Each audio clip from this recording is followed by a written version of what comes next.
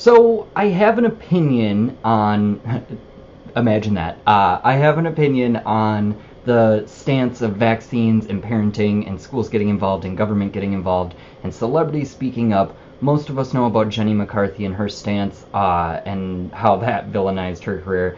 And now I came across a video with Rob Schneider, comedian and actor who used to be in a lot of the Adam Sandler and David Spade movies. I want to talk on him for a minute and then show his video towards the end.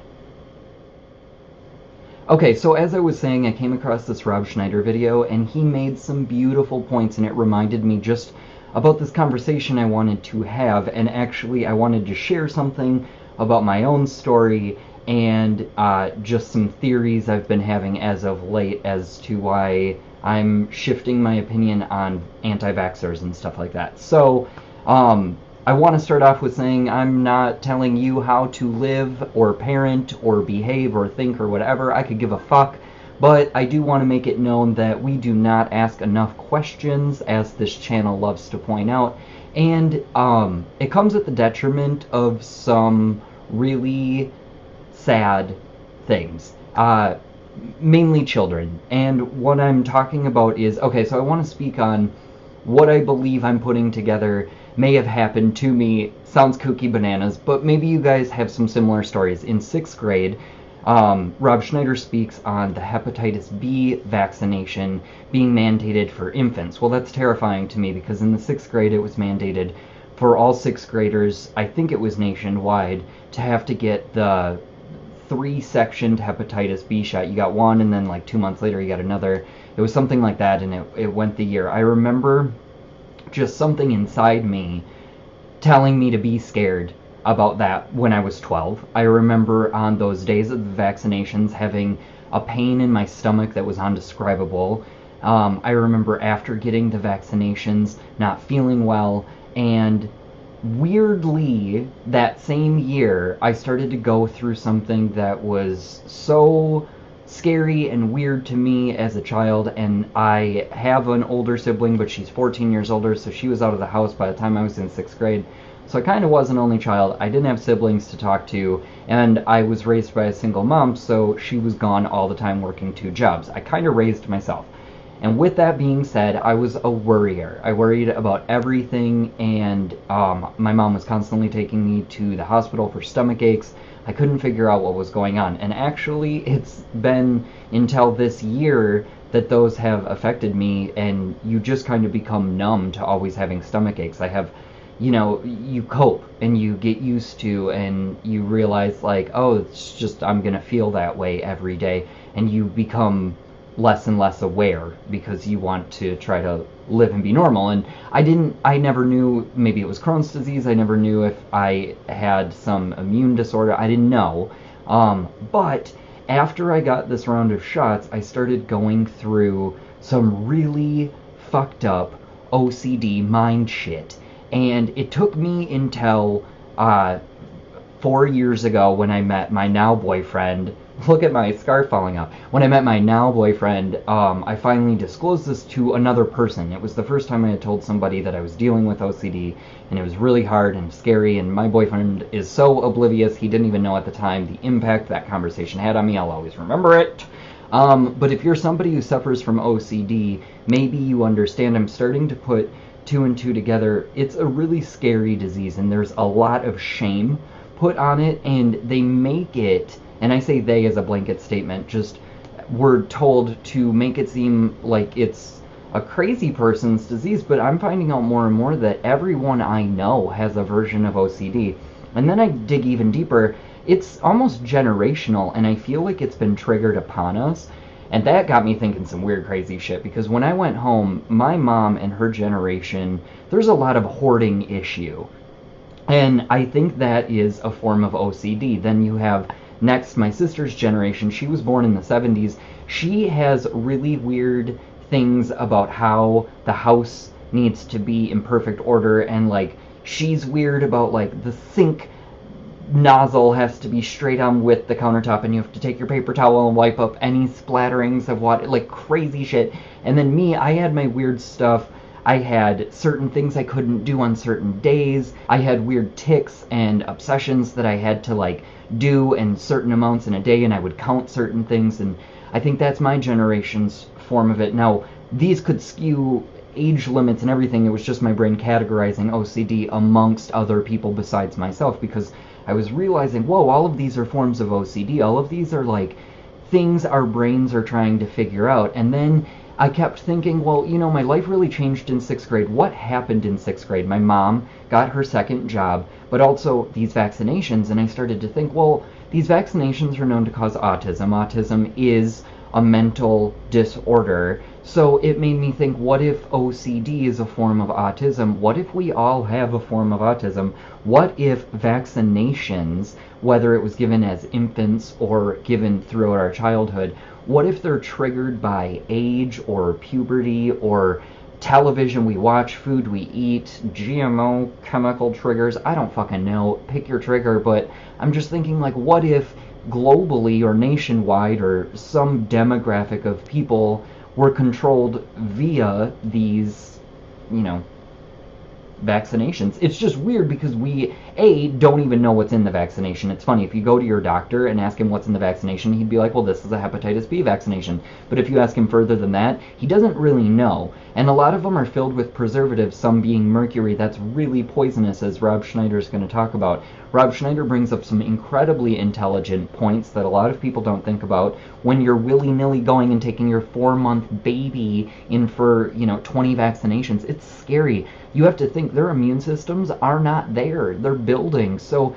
they're working off of having an adult female's immune system and then having none, building it from the ground up. And you're putting scary, scary things inside of a baby when you give them vaccinations. And like he says, it used to be like you got 8 vaccinations, now it's up to 70 for infants these days, and that's scary, as autism is skyrocketing out of control now. It's 1 in every 88 children.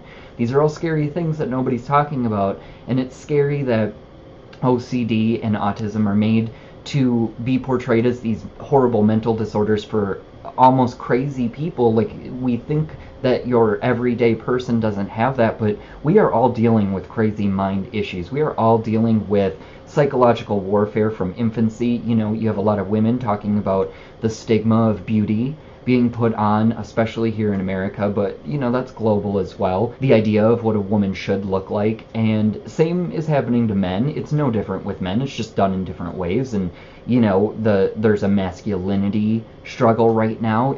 We're dealing with really weird stuff, and I think when you start to see that, wow, there's a lot of news stories being talked about regarding how our water's being tampered with, and how our air is being tampered with, and how our soil and how our food, and vaccines. That's a way to tamper with you. It's all the same thing. It's all connected. It all has a piece in this puzzle. That's the mind fuckery of life. And this is the stuff, you start to look into it and you're like, why the fuck do we make 4-month-old babies take these injections? Like, it's fucking nutty. For diseases they don't need to be protected from. In 6th grade, I did not need a hepatitis B vaccination. You're literally only gonna get that if you use intravenous drugs, needles, or if you're fucking bareback around the corner. It's like, come on. Let me as an adult make the decision if I want to put that, vaccination in my body or not. I don't know. We're just getting real crazy. It's real. I want to talk to more women about the shit they go through, because Rob Schneider was talking about how his wife is 5 months pregnant. I want to know what they talk to pregnant women about. I want to know what these doctors are hacking and pushing, and I want to know why and how they sell all these women on getting vaccines for their kids, and how it's you can't send your kid to school if they don't have vaccines, but it's illegal to not send your kid to school, and you go to jail for truancy as a parent if you don't send them to school in time. Fucking weird control, man. It's all weird. But anyway, that's my personal opinion on it. Let me know if you have any stories you want to divulge about vaccines, whether you got them yourself or you had to get them for kids, or you watched. I remember allergy shots. I had to go with a friend. He had to get 40 needles pushed into his back to see what he was allergic to, and he bawled the whole time. It was the scariest process. Not the same thing at all. I just remember that needles and me and doctors do not get along.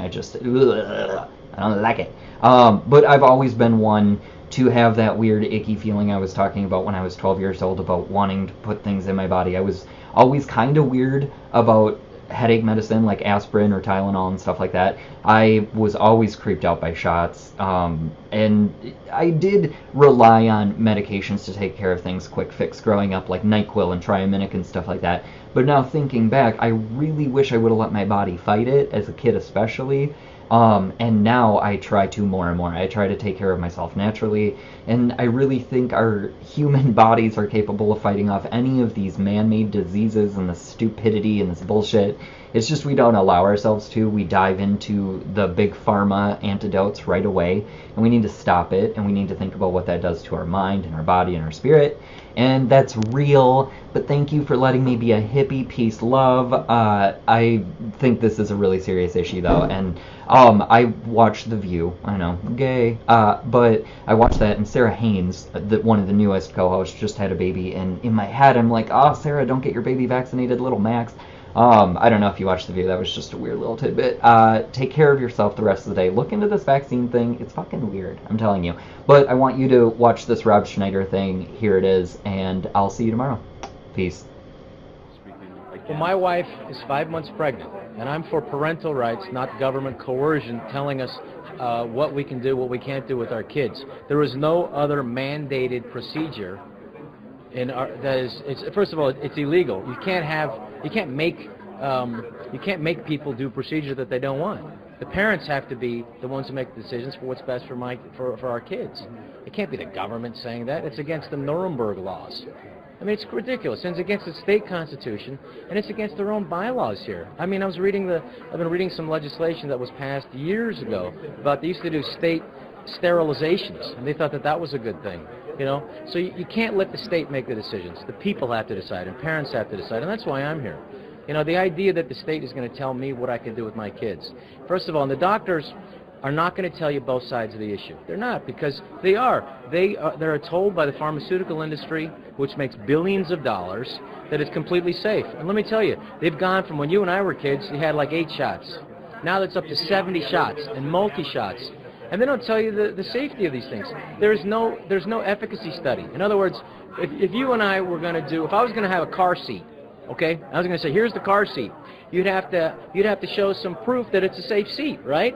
You'd have to say, here's 1,000 accidents with it, and here's 1,000 without it. And they go, okay, you can compare. They have refused to, and no vaccine company, none of the pharmaceutical companies and government tests have done 1,000 kids with the shots and 1,000 without. They refuse to, because it's not what they want to hear. Because what they're doing right now is that the pharmaceutical industries are doing fine. They're making billions of dollars, and they're increasing more shots. And it's at the cost of our children, because they don't have the efficacy of these shots have not been proven. And the toxicity of these things, we're having more and more side effects. You're having more and more autism. When you go from autism, which was unheard of in America in 1930, to when it was 1 in 5,000 after seeds started being preserved with mercury, which is the second most toxic thing on this planet next to plutonium. And then you go to, let's go up a couple of decades. By 1990, it was 1 in 200. Now it's 1 in 88.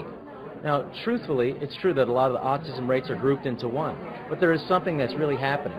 And one of the most vulnerable things you can do to a child who doesn't have an immune system is give him a shot. And I'll just give you one example. You take the hepatitis B, okay? Now, hepatitis, you're only going to get that from drug use, and you're going to get that from intravenous drug use, and again from sexual contact. And yet, they won't let a baby out of the hospital unless insisting on getting the shot. I'm sorry, that's an unnecessary shot that they don't need to have, especially when the baby's immune system isn't developed. The baby's immune system is the mother's immune system.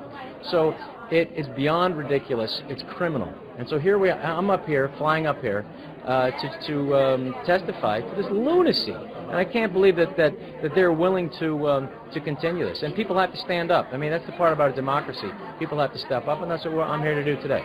Do you think there's too much government intervention in our lives today, whether or not you live in California or New York or anywhere in the U.S.? I mean, but there is some. I mean, there needs to be some. I mean, governments need to protect roads, and I agree with that. But government can't make decisions on what I do to my body and my children's body. They have to stay out of that. That's not something that's open for discussion. I got to make my choice, and I'm going to do what's best for my child. And to the idea that they're going to mandate that if I don't want to vaccinate my kid, they can't go to school unless they get a consent from a doctor. That's lunacy, because you're assuming that the doctor's going to show you both sides, that there's benefits and there are risks. And there's a great book for people to go and get. It's called The Vaccine Guide by Dr. Neustedler. Read that, and then become informed, and then you can make an educated decision, not a government mandate. And so I'm against this by Assemblyman Pan, is it?